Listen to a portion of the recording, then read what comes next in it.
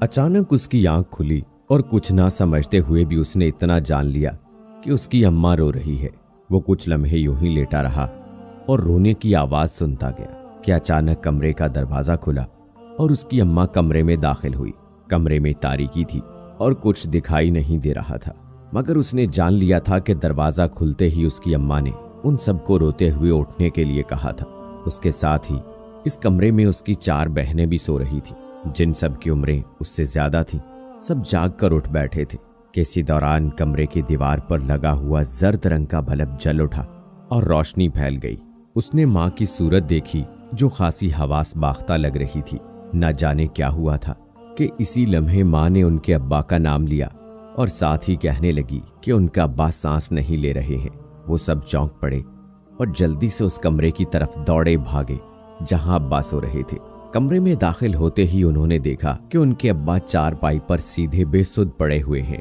वो करीब गया, उसने अब्बा के सीने पर अपना दायां कान झुका दिया और कुछ सुनने की कोशिश करने लगा। उसका सर बहुत देर तक अब्बा के सीने पर झुका रहा, मगर लाहासिल कुछ ना मिला। उसके अब्बा के दिल की धड़कन साकत थी। वहां धड़कन की आवाज रूठकर कहीं बहुत दूर चली गई थी। उसने अम्मा की तरफ देखा और फूट फूट कर रोने लगा। इसके साथ ही उसकी बहनें और खुद अम्मा भी धाड़े मार कर रोने लगी। उनके अब्बा इन सबको अकेला छोड़कर दूसरे जहां के सफर पर जा चुका था। अब्बा की तदफीन हो चुकी थी। आस पड़ोस के साथ साथ अपने पराए और रिश्तेदार भी अपने अपने घरों को लौट गए थे। घर में अगर कोई था तो वो सिर्फ वही एक भाई, अम्मा और 4 बहनें थी, और उनके सिवा 4 दीवारें और एक छत। तकरीबन 1 माह गुजर गया। वो आहिस्ता आहिस्ता संभल रहे थे। अब्बा के जाने का गम भुलाना काफी मुश्किल था, मगर जिंदगी भी अभी बाकी थी और वो उनको काटनी थी।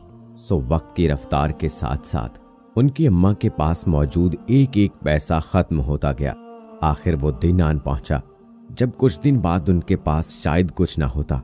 इसी दौरान उसने सोचा कि अब उसे कुछ काम काज ढूंढना चाहिए, क्योंकि इतना तो वो जानता था कि सब कुछ खरीदने के लिए पैसा जरूरी है और पैसा आसमान से जमीन पर नहीं आता, बल्कि उसको जोरे बाजू से छलांग लगाकर पकड़ना है। दूसरे दिन ही उसने अम्मा को बताया कि वो काम ढूंढने जा रहा है, तो उसकी अम्मा की आंखों में आंसू डगमगाने लगे। उससे वो आंसू देखे ना गए और घर से निकल गया। आज उसे काम करते हुए 10वां दिन था। वो एक मोटरसाइकिल ठीक करने वाले के साथ काम पर लग चुका था, जो उसे दिन के 50 रुपए दिहाड़ी देता था। शाम को जब वो जाता तो उसके दिल को अजीब सा सुकून महसूस होता।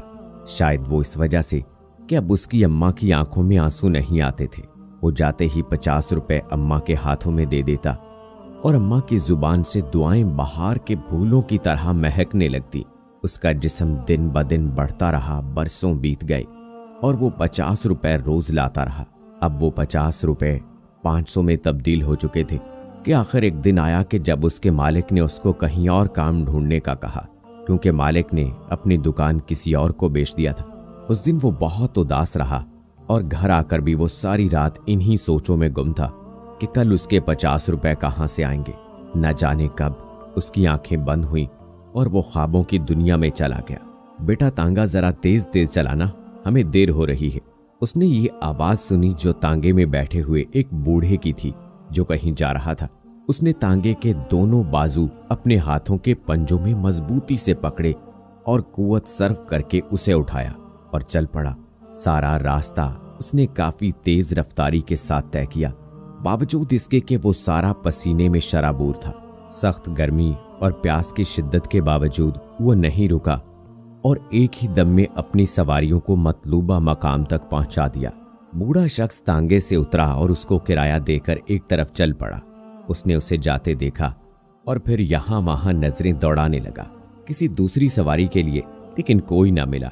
उसने तांगा खींचा और एक सायादार जगह पर खड़ा हो गया। कुछ ही दूर एक पानी के मटके से पानी पिया और फिर आकर तांगे के साथ खड़ा हो गया। बेटा नरगिस अब बड़ी हो गई है और अब उसकी शादी करने की उम्र है। ज्यादा देर तक कमारी बेटी को घर बैठाना अच्छा नहीं समझा जाता, उसकी माँ ने एक दिन उसको कहा। और वो सोचने लगा कि वाकई उसकी अम्मा ठीक कह रही थी, मगर वो क्या करता। तांगे की मजदूरी में इतना मुनाफा नहीं था कि वो कुछ बचा लेता। घर की दाल रोटी ही बड़ी मुश्किल से आ जाती उसकी कमाई में। ताहम उसने एक गहरी सांस ली और सोच में डूब गया। उसने अपने शानों पर मौजूद गर्द को हाथों से झाड़ा और रस्सी अपने कमर के गिर्द बांधकर उस बुलंद दुबाला इमारत से नीचे उतरने लगा। 3 महीने हो चुके थे। अब वो तांगा चलाने के साथ साथ इस जगह भी काम करता था। दिन को यहाँ आ जाता और शाम के बाद रेल स्टेशन पर चलकर सवारियां उठाता। अब उसके पास कुछ पैसे बच जाते जो वो बहुत एहतियात के साथ रख लेता ताकि बड़ी बहन की शादी का खर्च पूरा कर सके। दिन गुजरते गए और वक्त के घोड़े ने हवा में उड़ान भरी।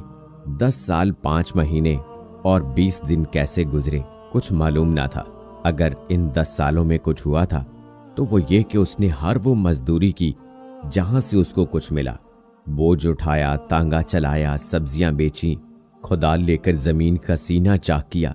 ऐसे कितने ही काम उसने किए उसे खुद भी याद नहीं था। और उसके साथ ही उसकी 4 बहनों की शादियां भी हो गई थी। उसकी अम्मा के बालों में सफेद चांदनी बिखर गई थी। वो भी अब जिंदगी के उस दौर में था जहां इंसान को किसी दोस्त की जरूरत महसूस होती है। एक दिन माँ ने उससे कहा कि बेटा, तुम्हारे लिए एक लड़की देखी है। उसने अम्मा को कुछ ना कहा और सर झुका दिया। उसकी शादी हो गई और वो अब कुछ पुरसकून सा रहने लगा। मगर ये सुकून उस दिन खत्म हुआ जब उसके घर में एक बेटी की पैदाइश हुई। शादी के बाद जिम्मेदारी और बढ़ गई और अब तो औलाद भी आ गई थी। अब वो रिक्शा चला रहा था जो कि एक दोस्त ने उसे किस्तों पर दिला दिया था। इसके बालों का रंग सफेद होने लगा था। आज वो 3 बेटियों और एक बेटे का बाप था। उसकी अम्मा भी उसे छोड़कर अब्बा के पास जा चुकी थी। वो कभी कभी सोचता कि उसने जिंदगी में काम, मेहनत, मुशक्कत के सिवा किया ही क्या है, मगर फिर मुस्कुरा देता और अपनी बहनों और जवान बेटियों के बारे में सोचने लगता। बेटियां भी अब जवान थी और उनकी शादियां भी करनी थी। आज उसके रिक्शे में 2 लड़कियां बैठी हुई थी जो किसी फंक्शन में जाने की बातें कर रही थी। वो रिक्शे को दौड़ाता रहा और कुछ ही देर बाद उस जगह पहुंच गया। उसने देखा कि बहुत सी लड़कियों ने कुछ कागज के बड़े बड़े टुकड़े उठाए हुए थे जिन पर मुख्तलिफ किस्म के जुमले लिखे हुए थे। उसने एक लड़की की तरफ गौर से देखा और फिर उसकी आंखों में अपनी अम्मा की तरह आंसुओं का सैलाब उमड़ आया। उसने लड़की के हाथों में पकड़े हुए बोर्ड को गौर से देखा जिस पर लिखा हुआ था कि हमें मर्दों की गुलामी कबूल नहीं, हमें आजादी चाहिए। लड़की ने भी शायद उसको देखा। दोनों की आंखें चार हुईं और लड़की की आवाज आई,